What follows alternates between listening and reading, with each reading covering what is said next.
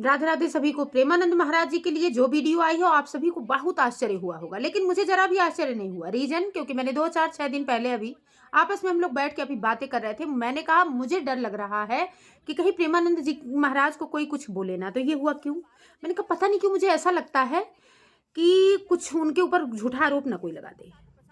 कारण उन्होंने अंधविश्वास पे विश्वास करने के लिए मना किया। उन्होंने अंधविश्वास फैलाना शुरू नहीं किया।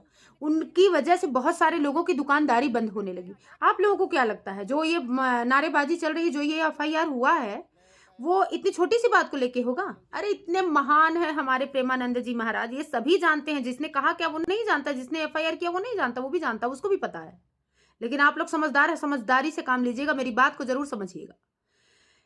उसके पीछे ये हुड़दंगाई करने की बिल्कुल जरूरत नहीं थी। उनसे आके अगर कोई एक एक व्यक्ति अगर आके कह देता कि महाराज जी आपकी यात्रा से मुझे दिक्कत होती है या हो रही है, मेरे बच्चे को परेशानी हो रही है, तो अरे महाराज जी तो इतने दयालु हैं, तुरंत बंद कर देते, वो मना कर देते, कोई दूसरा रास्ता निकाल लेते। उनके पास हर प्रश्न का जवाब है और सही जवाब है, क्योंकि अंधविश्वास नहीं फैलाते हैं। वो कभी ये नहीं कहते हैं कि जंतर बांध लो या बंधवा लो तो तुम्हारा स्वास्थ्य बिल्कुल सही हो जाएगा। वो कभी ये नहीं कहते हैं कि लाखों का दान कर दो मंदिर में तो तुम्हारा घर परिवार सुरक्षित रहेगा। तो आप लोग समझदार हैं, समझ सकते हैं। ये कोई खिलौने वाली बात नहीं है कि हाँ, ये खिलवाड़ है। अरे उनके ऊपर आरोप लगाने का मतलब है जिनकी दुकानदारी बंद हो रही थी, उनको टेंशन हो रहा था, क्योंकि वो सबको एक समान मान रहे थे। वो किसी को छोटा या बड़ा नहीं मान रहे थे। उनकी उन मानते हैं, उनकी नज़र आईएएस, पीसीएस पे जिस तरह से पड़ती है, उसी तरह से एक छोटे से बच्चे पर भी पड़ती है और उसी तरह से एक छोटे कार्यकर्ता पर भी पड़ती है। जिस हिसाब से आईएएस-पीसीएस उनकी नज़र में आता है, उसी हिसाब से साधारण व्यक्ति, हम जैसा व्यक्ति भी पहुँचता है। तो कैसे हज़म होगा?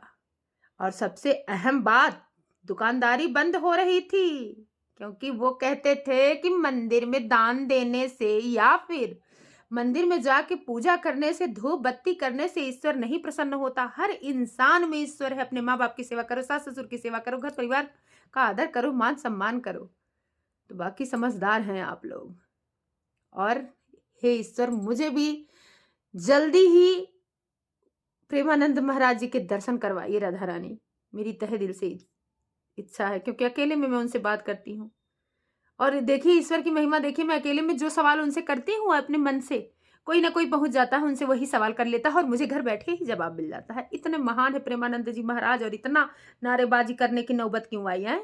इससे उनकी छवि को कोई भी नुकसान नहीं हुआ है। ऐसा ना सोचिएगा आप लोग कि उनकी छवि खराब होगी, बिल्कुल नहीं। अरे आप लोग तो जानते ही हैं, हमारे प्रेमानंद महाराज जी ने इतने लाखों युवाओं को सही रास्ता दिखाया है, अंध भक्तों को भक्ति में लगाया है। हुँ? उनकी छवि को क्या हो सकता है? कुछ भी नहीं। राधे राधे।